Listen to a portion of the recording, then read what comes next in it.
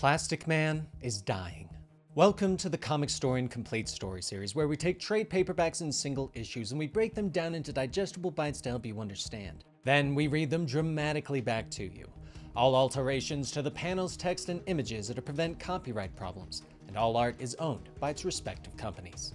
Plastic Man No More is a DC Black Label comic featuring Patrick Eel O'Brien, aka Plastic Man, and shows us some of his past as a crook, some of his present as a superhero, and how he feels about the way others see him and treat him. This 4-issue miniseries is canon to the DC Black Label imprint, but is unclear if it will be canon to the main universe or not. I hope you enjoy. Years ago, the career burglar known as the Eel sits outside a jewelry store with one of his friends, making fun of the rich people that keep going inside. "Some people got it way too easy," the Eel laughs, tapping the side of his beat-up old car. Woozy glances at him. "You sound angry," he points out, but the Eel smiles. "Nope, I think it's hilarious," the Eel says as they get out of the car. They go around the back, preparing to start their heist. Eel glances at Woozy. "There's a watch inside. Saw it last week with an angel. It's got a solar system on it. All the little planets are little gems. Let's make sure we grab it. I want to give it to her," Eel tells his friend. Woozy nods and both rush inside, smashing through glass with heavy mallets. "Ladies and gentlemen, please rise and give a warm welcome to your Mammoth City jewel thieves," the Eel shouts.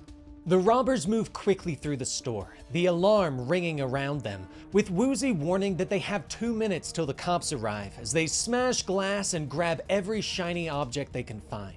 But the Eel is moving slowly. He keeps glancing through all the cases, trying to find the watch that he wants. Finally, he whirls on the salesman. "Where is it? Solar system watch. Planets are little gems," he shouts, grabbing the scared worker by his jacket. I don't know, the man babbles. Woozy finally grabs the Eel, pulling him away, motioning to the door.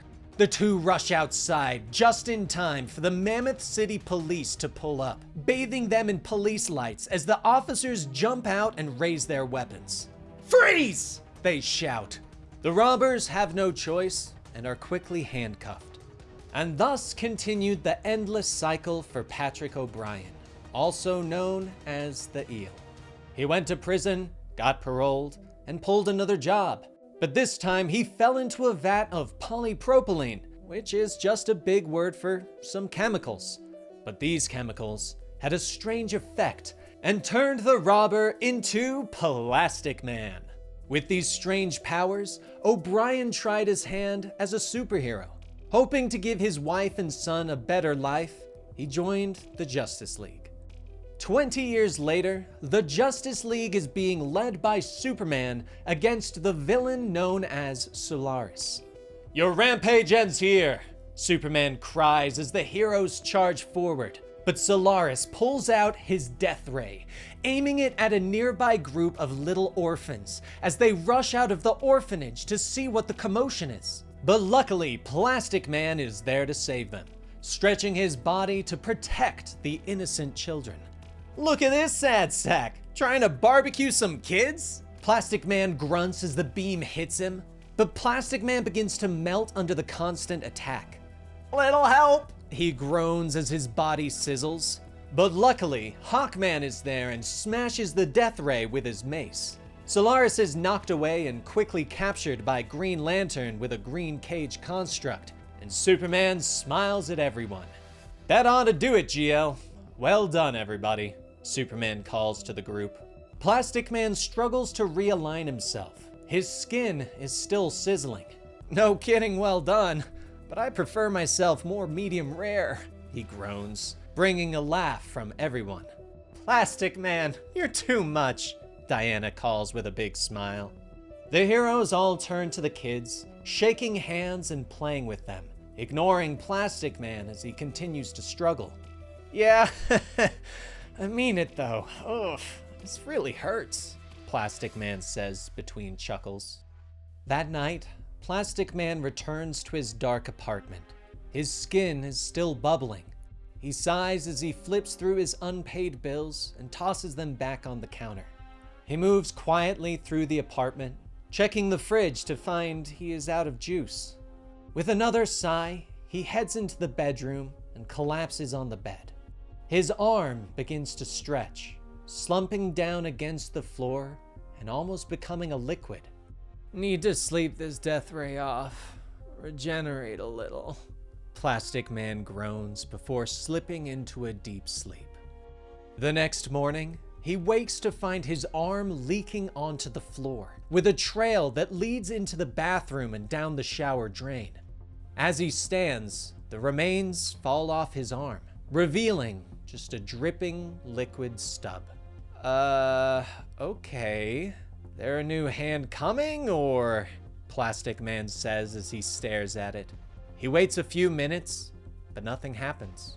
Finally, he moves into the kitchen and wraps a garbage bag around his nub, stopping his arm from continuing to leak onto the floor. Okay then, he whispers as he ties the bag off. Soon he arrives at the Justice League watchtower and tells them what happened.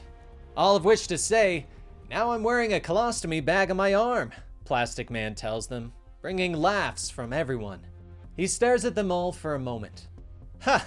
Yeah, but I am a little worried, he points out as they continue to laugh. Plastic Man tries to keep talking, but the conversation shifts as the heroes all begin to talk about other stuff. Finally, Plastic Man sighs and walks out of the room. As he moves through the halls, a voice calls out to him. Plastic Man turns back to see Detective Chimp walking up to him. Patrick, I'm sorry to hear about your hand. It sounds serious, Bobo says. You wouldn't know it from the way they were laughing in there, Plastic Man sighs. Bobo nods. Believe me, I understand. They don't pay attention to me very much either, he says. He hands Patrick a card, explaining that he knows someone who is an expert on petroleum-based products and might be able to help Plastic Man with his problem. Plastic Man stares at the card for a moment before looking up. Thanks for paying attention. Us folks in the cheap seats gotta look out for each other, right? Plastic Man says with a smile.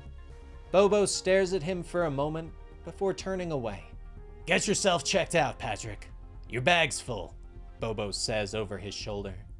Later that day, Plastic Man sits in the office of Dr. Vera as she explains that the death ray seems to have hastened something that was already happening. Plastic Man's cells are breaking down at a faster rate and not repairing themselves. What are you saying? Plastic Man asks. She looks up from her test results. You are a unique and singular organism. This is hypothetically how an organism like you would die, she says softly. Ha ha ha ha ha! Plastic Man laughs sharply for a moment. He looks at her and nods. Okay, I'm dying, he says, turning and looking out the window at the park outside. Hilarious, he whispers. That night, at his apartment, Plastic Man empties his bag again, but he doesn't want to lose part of himself, so he keeps pouring the remains into a bucket. Memories flashed through his mind about his life, how he tried to be a good father and husband, but he wasn't much of either, until Angel finally had enough and left him.